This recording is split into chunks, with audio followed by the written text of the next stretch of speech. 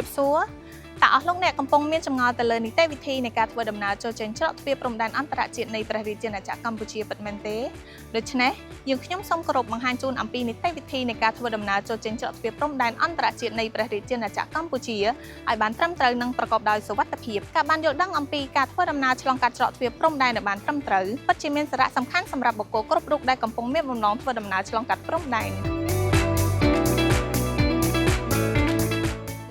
បន្តទៅនេះយើងខ្ញុំសូមគោរពជំរាបជូនអំពីនីតិវិធីនៃការធ្វើដំណើរចូលចេញច្រកទ្វារព្រំដែនអន្តរជាតិនៃព្រះរាជាណាចក្រកម្ពុជាសម្រាប់អ្នកដំណើរសម្រាប់អ្នកដំណើរជាពលរដ្ឋខ្មែរត្រូវភ្ជាប់មកជាមួយនឹងឯកសារធ្វើដំណើរដែលមានកំណត់ដោយរាជរដ្ឋាភិបាលនៃព្រះរាជាណាចក្រកម្ពុជាដែលមានដូចខាងក្រោមលិខិតឆ្លងដែនទាំង3ប្រភេទដែលមានសុពលភាពយ៉ាងតិច6ខែលិខិតធ្វើដំណើរពលករកម្ពុជាធ្វើការនៅបរទេសអត្តសញ្ញាណប័ណ្ណសញ្ជាតិខ្មែរសម្រាប់ពលរដ្ឋខ្មែរដែលមានលំនៅឋានអចិន្ត្រៃយ៍ជាប់ព្រំដែនប្រទេសវៀតណាមបានព្រំដែនសម្រាប់ពលរដ្ឋខ្មែរដែលមានលំនៅឋានអចិន្ត្រៃយ៍នៅជាប់ព្រំដែនប្រទេសថៃនិងប្រទេសឡាវលិខិតបើកផ្លូវចេញដោយអាជ្ញាធរខេត្តជាប់ព្រំដែនប្រទេសវៀតណាមសម្រាប់ផ្ដល់ជូនប្រជាពលរដ្ឋខ្មែរដែលមានលំនៅឋានក្នុងខេត្តជាប់ព្រំដែនដែលចេញចូលស្នាក់នៅត្រឹមខេត្តនិងមានសុពលភាពរយៈពេល1ខែ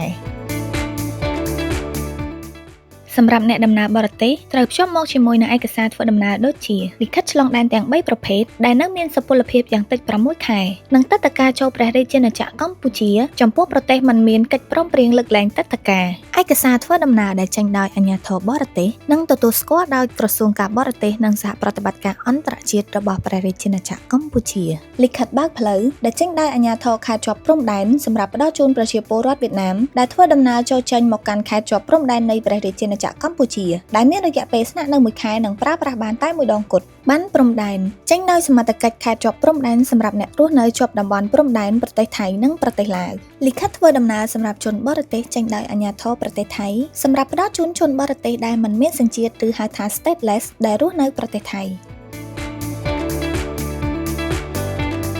បែបបទនៃការធ្វើដំណើរឆ្លងកាត់ច្រកទ្វារព្រំដែនអន្តរជាតិសម្រាប់អ្នកដំណើរនៅពេលមកដល់ច្រកទ្វារព្រំដែនអន្តរជាតិជាដំបូងត្រូវបំពេញបែបបទចេញឬចូលប្រទេសបន្ទាប់មកត្រូវស្កេនត្រួតពិនិត្យសម្ភារៈផ្ទាល់ខ្លួនបន្តមកទៀតភ្ជាប់ជាមួយលិខិតឆ្លងដែនប្រគល់ជូនមន្ត្រីច្រកទ្វារដែលនៅតាមបញ្ជរដើម្បីធ្វើការត្រួតពិនិត្យភិនភាគផ្ទៀងផ្ទាត់ទម្រង់មុខជាក់ស្ដែងនិងថតរូបនៅពេលពិនិត្យផ្ទៀងផ្ទាត់ទិន្នន័យរួចរាល់ហើយមន្ត្រីច្រកទ្វារនឹងប្រថាប់ត្រាលើលិខិតឆ្លងដែនរបស់អ្នកនីតិវិធីនៃការធ្វើដំណើរចូលចេញឆ្លងកាត់ច្រកទ្វារព្រំដែនអន្តរជាតិនៃព្រះរាជាណាចក្រកម្ពុជាសម្រាប់មធ្យោបាយធ្វើដំណើរអ្នកបើកបរនិងបុគ្គលិកមធ្យោបាយត្រូវភ្ជាប់មកជាមួយនឹងឯកសារពាក់ព័ន្ធដូចខាងក្រោមលិខិតឆ្លងដែនឬលិខិតបើកផ្លូវឬប័ណ្ណព្រំដែនឬអត្តសញ្ញាណប័ណ្ណបើកបរដែលមានសុពលភាពទិនានុលេខនៃការធ្វើដំណើរលិខិតរ៉ាប់រងសុវត្ថិភាពចរាចរណ៍លិខិតបញ្ជាក់អំពីមធ្យោបាយនិងទំនិញបែបបទនៃការធ្វើដំណើរឆ្លងកាត់ច្រកទ្វារព្រំដែនអន្តរជាតិនៃព្រះរាជាណាចក្រកម្ពុជាសម្រាប់មធ្យោបាយធ្វើដំណើរនៅពេលរថយន្តមកដល់ចំណុចត្រួតពិនិត្យទី1ត្រូវរងចាំមន្ត្រីនគរបាលធ្វើការត្រួតពិនិត្យទាំងឯកសារនិងរថយន្តបន្ទាប់ពីត្រួតពិនិត្យចំណុចទី1រួចរាល់ត្រូវចូលទៅចំណុចទី2ដើម្បីត្រួតពិនិត្យបន្តក្រោយពេលត្រួតពិនិត្យបែបបទរួចរាល់ហើយទើបអាចធ្វើដំណើរឆ្លងកាត់ច្រកទ្វារព្រំដែនបាន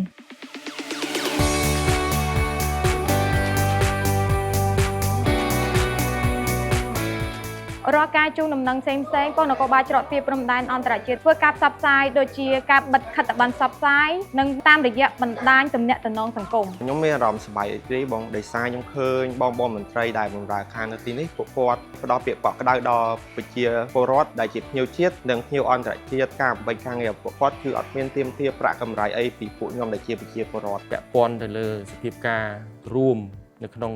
ប៉ុស្តិ៍ច្រកទ្វារព្រំដែនអន្តរជាតិទី1ចង់បញ្ជាក់ពាក់ព័ន្ធទៅលើទំនិញឆ្លងកាត់របស់យើងនេះគឺ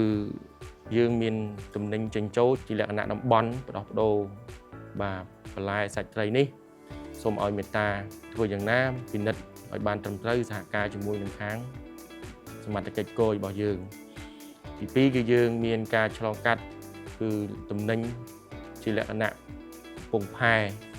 និងតំបន់សេដ្ឋកិច្ចក្នុងភូមិសាស្ត្រហើយពាក់ព័ន្ធនឹងការជួញដូរមនុស្សពាក់ព័ន្ធនឹងគ្រឿងញៀនបទល្មើសគ្រឿងញៀនពាក់ព័ន្ធនឹងបទល្មើសលុយកខ្វក់ឬក៏រូបិយប័ណ្ណคล้ายៗឬក៏អាវុធផ្សេងៗនេះគឺនៅច្រកទ្វាររបស់យើងពិនិត្យថាឃើញថាมันមានទេបាទมันមានទេ របាយការណ៍យើងឆ្នាំមួយឆ្នាំនេះគឺអត់មានឃើញរបាយការណ៍ណាដែរមានការបាទពិនិត្យឃើញបង្ក្រាបបទល្មើសឬក៏បទល្មើសគ្រឿងញៀនដែលឆ្លងកាត់ដែរអញ្ចឹងសូមឲ្យពាក់ព័ន្ធទៅលើការងាររួមរបស់យើងនេះគឺយើងមានយកចិត្តទុកដាក់បាទធ្វើយ៉ាងណាយើងបង្ការទប់ស្កាត់បទល្មើសបាទគ្រប់ប្រភេទស្របទៅតាមអនុក្រឹត្យ64របស់យើងបាទសូមអរគុណ